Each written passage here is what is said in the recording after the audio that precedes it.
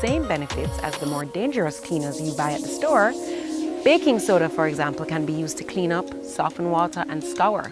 Lemons are a powerful food acid useful for killing bacteria. White vinegar, of course, is useful against stains, mildew, wax, odor, and many other things. You can use salt with its grainy sandblasting properties to remove scum and unclog your drains. Here is a quick DIY cleaning product that's super safe for everyone, and it just involves mixing baking soda and vinegar. So basically you can boost the cleaning power of dry baking soda by sprinkling just a few drops of vinegar on the surface you're cleaning. There will be a little bit of fizzing, but the chemical reaction will help release soil. So scrub gently and rinse well. So that's it for another episode of Sunrise Fitness with the WellFit Club. Join us again for another workout and wellness sesh right here on CVMTV.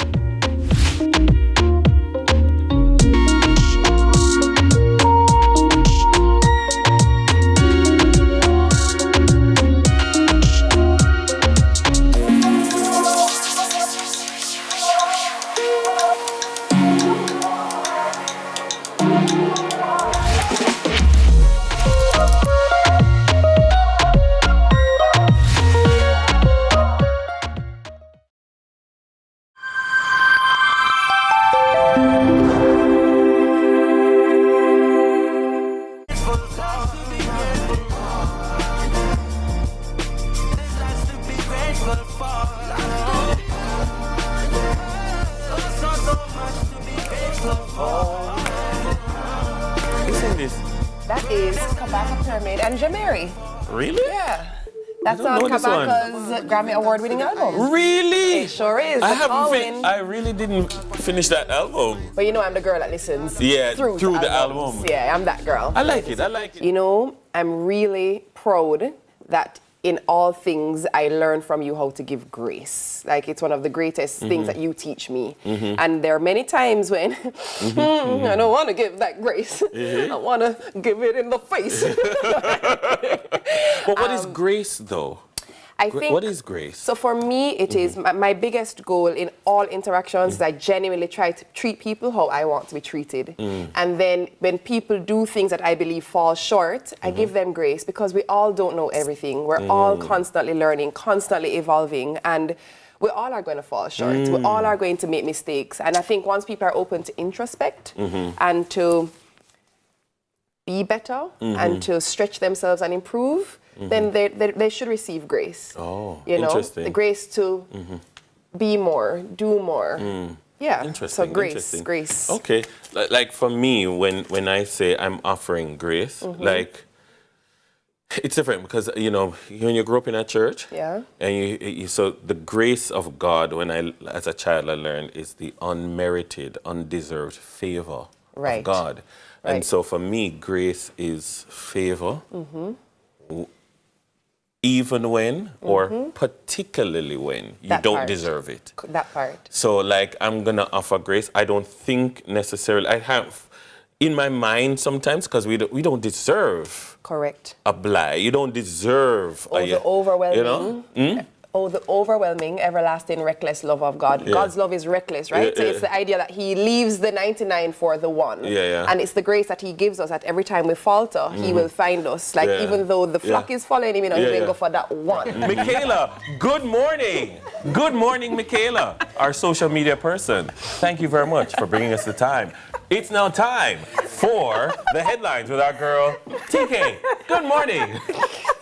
Great morning. Sometimes I wish you guys could be in studio with us because it is wild. But good morning, everyone. Let's talk headlines. We talked about this yesterday, and then so we have a little update to the DPP debacle.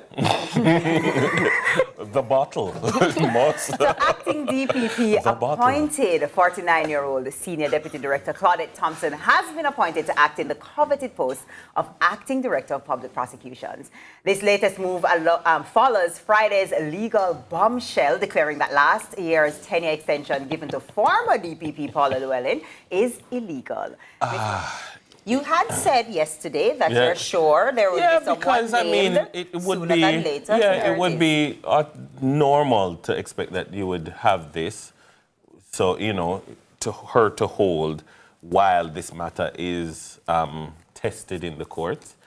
I generally think, though, that they should, that Ms. Llewellyn, and I really have the highest regard for her, because, I mean, as a young reporter, from as far back as I can remember, from as far back as maybe 2008, you know, I at least developed some kind of a rapport with her because, you know, being on air or producing content and you say something that's off in terms of the law, and you'll get a call in the newsroom and you'll hear, Dennis, Paula Llewellyn is on the phone, and you're like, what did I say? Wow, I didn't know Hi, Miss Llewellyn. And she takes the time to correct you, to teach you, to let you understand why the commentary that you were making was slightly off. And because of that, that is why she was so accessible. And I think that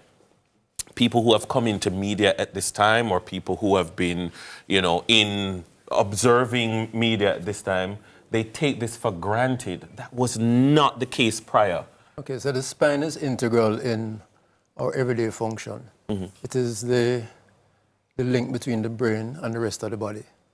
So, so a lot of us, we see people go to the gym, they work their arms, they work their legs, but 90% of the persons who are gym buffs have no core strength. Mm-hmm. And it's important to remember that the spine is linked to the core. Mm. So you need to maintain a strong core. Today's back day, by the way, just for the record. Dennis leaves here, he's doing back. So a strong core. Yeah. Yes. And flexibility as well. Mm-hmm. Because if you look at the spine actually has many joints. Yes. It has at least, well, it's 24 vertebrae from the base of the skull to your pelvis, not including the sacrum. And each of that is 2 joints, sometimes 3. So we're talking many joints. Mm-hmm. And they're very small joints, but combined, they support the body. Mm-hmm.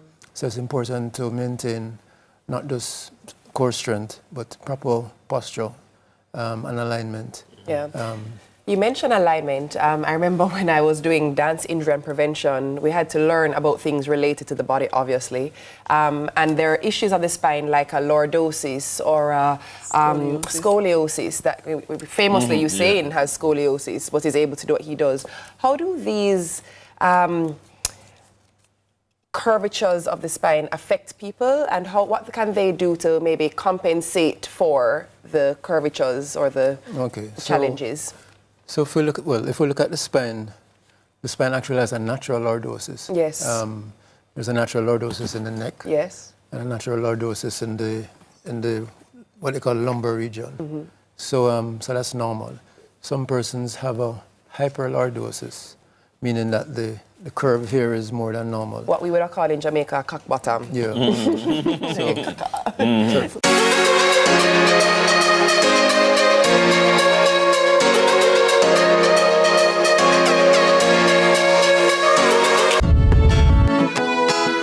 Peace for Jamaica. Yeah. Yo, what are you? Oh man, none of that. No, brother, no, man. You see you ever play ref? No game, no play. Yeah, but a ball game. No, I said, place when you come from, brother, I want to live good, man. I want to live good, brethren. No shake hand, I can play a little ball, brethren. Really have to shake hand? Yeah, man, and no badness, brethren. Just live good, man. Come together, and make the violence done.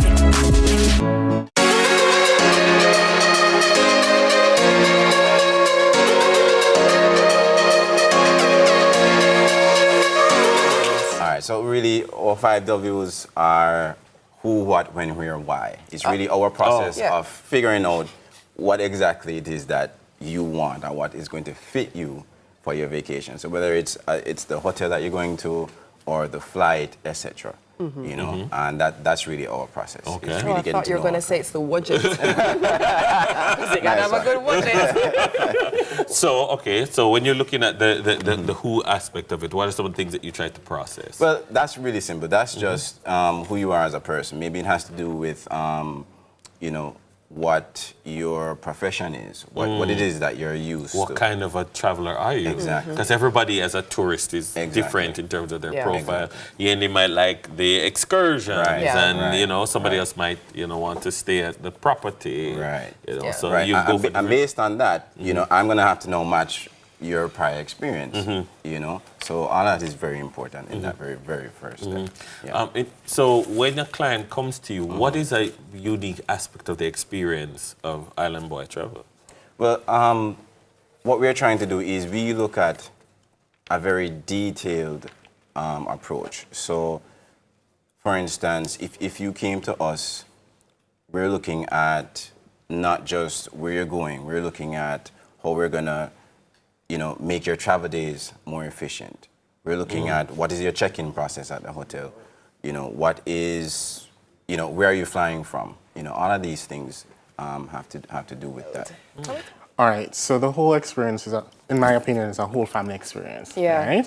And for the child, they are wondering, okay, will I do my best? Am I prepared enough? Have I learned enough? Can I meet my parents' expectation? Can I meet my teacher's expectation, right? So there are a lot of these factors that are at play. We're talking about kids who want to go to certain high schools. I'm competing against my friends. The spots are limited, as you said. Will I get my choice? Will I live my dream? This is the end of the world. This is all my world. Right? So the whole notion of, oh, it's all right, it's not that big of a deal. It is a big deal. And you're telling me it's not, so I should deny how I'm feeling. And then there are little people with big emotions, and sometimes they don't know how to express themselves. And sometimes, or a lot of times, they don't have the space to process or having someone there to help them understand what's going on. So there's sometimes a lot of internalization happening as well.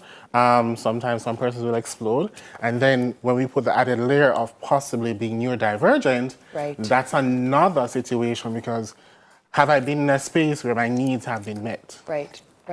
What are some of the physical signs that we as parents can look out for that would be indicators that our children are in fact feeling stressed or overwhelmed or anxious? Well, as Denise said earlier, we have the withdrawal, we have not eating, not sleeping, we have not being able to concentrate, up studying till odd hours because they're worried about not being prepared enough, not wanting to study at all, missing school, not wanting to go to school, feeling sick, having headaches. So a lot of physiological symptoms are probably the easiest to see. Right? Tummy ache, headache. And not wanting to go to school, crying a lot. So these are some of the, I think, easier signs. And then having a certain mood here, a certain mood there, not wanting to talk, not wanting to interact. And you know your child is the bubbly, social butterfly, and you're seeing this, you know, something is going on. I'm tired of it. I think it's one of the most heartbreaking news for a parent to get, that, listen, something has happened to your child and we need you to come. That's it. With respect to the young man who was killed. It is just tiresome. It is heartbreaking news. And then it is also embarrassing. And then you feel a sense of pity and worry. One of the challenges I find is that the violence that sometimes plays out in the school context has nothing to do with the children themselves in some of the instances. And now, I mean, the one in terms of the romantic conflict is maybe an isolated incident. But some of the times what we're seeing is children playing out violence in the adult world. In terms of from where you sit, is it child-centered or because of the context within which the children operate? So the behaviors that were recently displayed are not because those were bad children. They're just children who are acting how their environment has shaped them. That's what they're influenced by. So it doesn't appear out of thin air. It's curated over time based on their socialization, whether that is the music, social media, cultural expressions, what they see at home, and influences from other cultures which are accessible by bandwidth. The challenge, though, is not everyone has the same parenting ideals that you have. Not everyone was raised with certain values, norms, and expectations. So you just had a little baby. You're teaching her or him, I'm sorry, thank you, please, etc. Some persons don't grow up in that environment, right? They know, give me this, come here, sit down. That's how they are communicated to. And in turn, that's how they interact with others.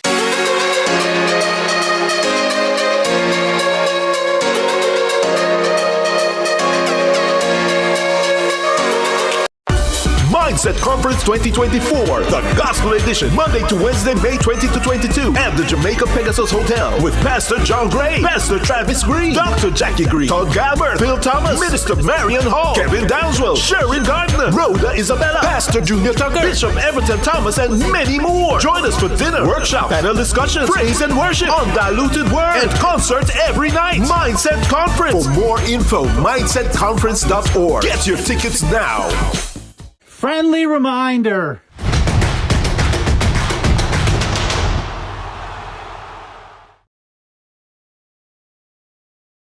No more fear of missing out. CVMTV News is on YouTube. Get up-to-date news, sports, and business content at CVMTV News anytime, anywhere. Subscribe now to CVMTV News to see it happen.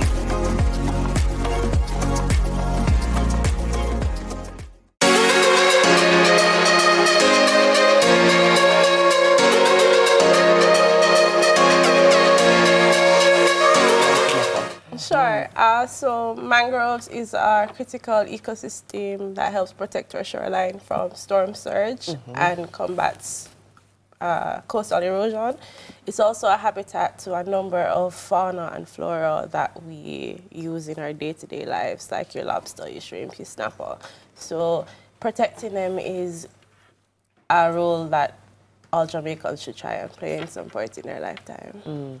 And then obviously for the foundation, why would this be an area or a direction that you guys would hone in on? So, well, first of all, we're downtown. We've been there 102 years. It's our backyard. It's important to us, to Grace Kennedy. We've been funding a chair in environmental management for over 30 years, long before the environment was sexy. We were doing it. And our current chair is Professor Mona Weber, who is the mangrove guru for the Kingston Harbour. That's her baby. And as a result, we just felt like it was really important to start cleaning up the harbour and protecting the mangroves. This is the second kind of project we're working on because it's critical. It's vital to according to her, every hectare of mangroves is valued at about $400 million US. Wow. So it is, from an economic point of view, vital to Jamaica. This morning when I was thinking about the segment, I was saying, Grace, in terms of the foundation, has been doing this long before, you mentioned about the environment was sexy, long before corporate social responsibility was sexy. This is just something that you genuinely believe in and know that it needs this kind of support. And so, but there's always room for more. There's always room for more support for people to jump on the bandwagon. You've been in it from the start. To what extent do you facilitate more people coming on board, even other entities coming on board and joining with you? Well, for this project, we specifically named it the Kingston Harbour Cleaner Project and not the Grace Kennedy Project or anything like that, because it is a national push. And for this initiative that we're having for Earth Week, we have a ton of corporate entities involved. We have a set of corporate entities that are actually taking care of particular sites. So we have Wisynco, we have CMEX, we have Pepsi, we have JN, we have Scotiabank. I hope I'm not forgetting anybody. Oh, and of course Petro Jam. To be honest, it's not something unique. However, I took the concept and I brought it home to Jamaica. I'm doing brands that are unique to Jamaica. Here you can see Dragon, you can see Red Stripe, you can see Casamigo. It's not unique to Jamaica, but anything that you like, even if it's a company for yourself, we can do it. As you can see over here, we have Pumpkin Nails. We did that for her. She's a nail tech.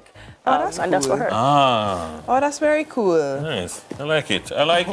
What are you gonna take? Okay, well, looks like we're both gonna go with Heineken. How did you know? How did you know? Ah. All right. So we do have what do we some do broken first? glass in here. Yeah. There we go. As the glass tries to escape. Nothing nearby bushes, Dennis. No nearby bushes. Okay, so we're gonna. Oh my gosh, that's the piece I was going for. I know. All right, well, since you're doing the green, I'll go with the brown. Literally. All right. Ooh, like it. I like this. This is kind of therapeutic. It is. Like in your zone and you're just doing your thing and you listen to some music in the background and I mean, this is so easy. Even Cup Soup Boss could do it. Wow. You need some more, Yen? You good? Sure, if you're offering. All right. Bless your heart. Oh, that's cool. That's cool. Thank that's you. cool. I like it. I like it. And then right here, Yeah, a little here, there we go. and a little. All right, me that. All right. All right. I think Dennis has found his calling. I like this crack art. It's addictive. Pun intended, right? I'm sorry, I had to. I really think that I'm here for a reason. And that reason is to, uplift this entertainment business and make it work internationally. And that's why I work so hard on Reggae Sumfest, to make it truly an international festival that can compete with something like Coachella. Mm-hmm. I just think I can do it, and I think I've done a lot in raising the tone of the trap here.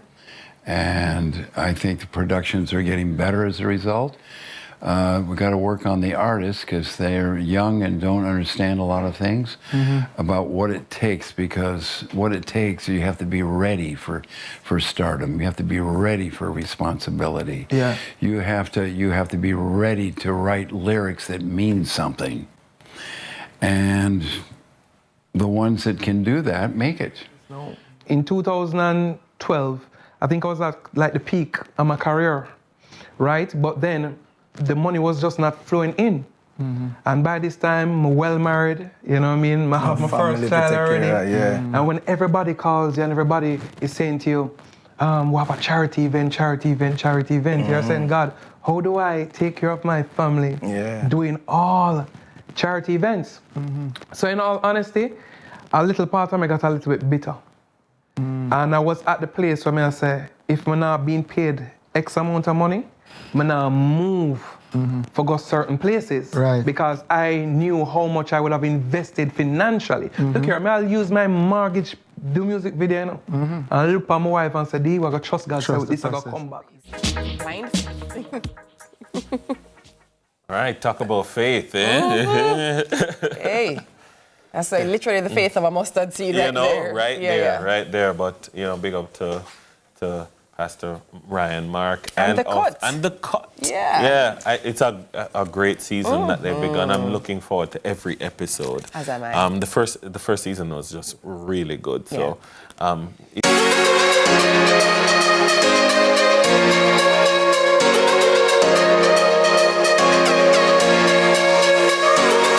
Our days get a little complex sometimes. Often so many things make sense, yet so many do not. We are being intentional about giving prominence to the big stories in order to clarify and enlighten. Lead Story explains who, what, when, where, why, and how.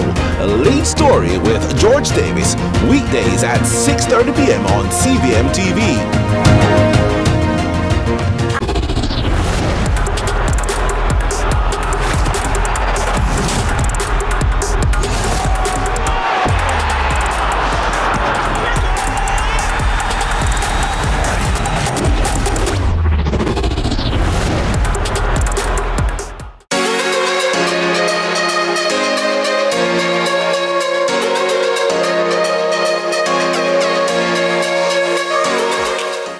Thanks for staying with us. This morning, the topic is casual addictions. What's your drug? And you know what time it is, right? I know Callie don't love this time, but it's time to hear your final thoughts. And I'm going to start off with you, Callie. What are your final thoughts on casual addiction? So what I'm hearing, and I'm learning today, some mornings on a round table, we're here to learn. And I love the admission piece, just finding the space to say, I have an issue with this thing. I'm addicted to my phone. I really struggle with controlling how much food I intake. And from that, my book, I think, is great with Atomic Habits, like changing my environment. You know, who can I have that's going to hold me accountable around me? What changes can I make even within my home to encourage a healthier environment for me? The snacks, let me put vegetables in there, so by the time 9 o'clock come, I can't even go to the supermarket, and all I can find is, say, water instead of the soda that I have packed in the bottom shelf. So I'm going to stick to admitting and curating an environment that is going to be holistic in guiding me to where I want to go. And this is very aspirational, guys. You know, I'm not going to try to be here and be exact. Thank you. One step at a time, sweet Jesus. And you next, what are your final thoughts? Taking something from how we started, there's always hope. And that's something I latch on to as a mental health professional. There's always hope, no matter the issues that we're having. I like that. You know, that's my middle name. Really? Oh, yeah. And I would just like to say that there's some, you know, we said good or bad, but everything in moderation. That's it. And sometimes we self-diagnose ourselves and say, oh, I have an addiction to this, or I have a food addiction. And that's not really it, you know. You just need to, like Tali said, just kind of have some accountability and structure your life. So I think that's, that's definitely it. So that's how we work through our little casual addictions as they go through. And that's a wrap for the round table today. Thank you to our guest, Associate Clinical Psychologist Veral Billet, for joining us this morning and giving us some really good tips. Yes, it was good listening to you. And resources, because you threw those names out. You told us exactly where to go. You need help, he knows. I'll call you for when I'm like, which one is this for the Enjoy the rest of your day, guys. And as you go forward into the world, remember, be good and be on purpose. Today my rise like the sunrise, my bright and my upright. No one can break my vibes. I'm in no care who I fight, I know I criticize, I'm on the higher heights. So you can say what you want to and do what you want to, it's no concern to me. I come have my own vision, me dip on my own mission to rule my destiny. Oh, it's my day to do anything I want to. It's my time, and I'll use it any way I want to. It's my life, and I'm responsible for every action.